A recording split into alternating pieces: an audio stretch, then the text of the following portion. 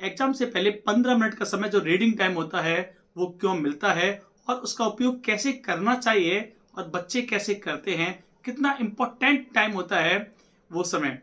तो चलिए बात करते हैं। पहले ये पिछले कुछ सालों से ही प्रारंभ हुआ है, पहले ये समय नहीं मिलता था 15 मिनट का समय रीडिंग टाइम का। अपनी बात को आगे बढ़ाऊं उससे पहले 2 लाइन है। परीक्षा से पहले उत्तर पुस्तिकाओं में उत्तर लिखना मना है, क्वेश्चन पेपर पर क्वेश्चन को सॉल्व करना कहाँ मना है। तो दोस्तों ये 15 मिनट का समय कितना महत्वपूर्ण होता है, चलिए बात करते हैं। इन 15 मिनट में कुछ सवाल ऐसे होते हैं, प्रश्न जो कि अनसीन पैसेज होते हैं, पैराग्राफ बेस्ड होते हैं, या ऐसे ही आप देखोगे कुछ पाई डायग्राम होते हैं, ग्राफ बेस्ड क्वेश्चन होते हैं जिनको हम क्वेश्चन पेपर के ऊपर ही सॉल्व कर सकते हैं with the help of the pencil.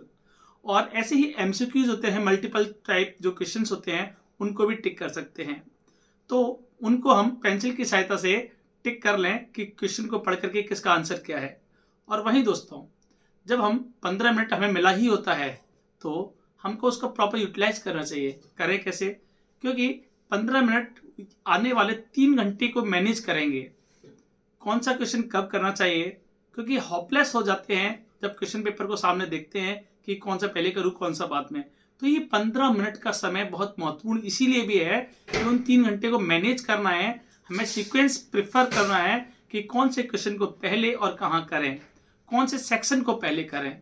क्योंकि अगर हमने ये तय कर लिया तो हमको बीच में रुकावट नहीं आएंगी, बार बार सोचना नहीं पड़ेगा कि कौन सा क्वेश्चन हमें पहले करना चाहिए, और उस क्वेश्चन को प्रेफरेंस पहले देनी चाहिए जिसका आंसर हमें अच्छे तरीके से आता है। बोर्ड ने भी ये माना है कि बच्चे एकदम से आंसर्स करना शुरू करते हैं, ऐसे में वो होपलेस हो जाते हैं और डिप्रेशन में आ जाते हैं। तो उससे बचने के लिए उनके 15 मिनट इस चीज़ को समझने के लिए समय दिया जाता है कि वो एक बार क्वेश्चन पेपर को जज कर लें कि किस तरीके का क्वेश्चन पेपर है और वो कैसे उस क्वेश्चन पेपर को सॉल्व करेंगे आंसर शीट में।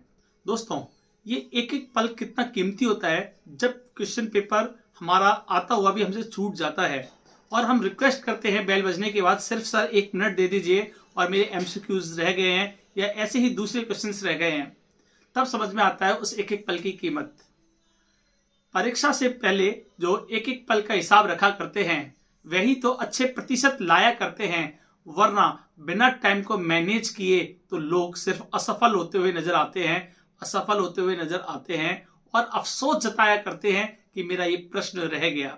इसलिए मैं आपसे कहना चाहता हूं कि अपने टाइम का प्रॉपर यूटिलाइज करिए, और यदि ये वीडियो आपके जीवन में सकारात्मक परिवर्तन लाने वाली आपको लगती है तो अपने दोस्तों के बीच में जरूर इसको शेयर करिएगा और बेल बटन के साथ सब्सक्राइब भी कर लीजिएगा ताकि ऐसी बहुत सारी वीडियोस आपको मिलती रहें मेरे माध्यम से यूट्यूब पर। आपका साथी सुनील चौधरी। चलते हैं। जय हिंद।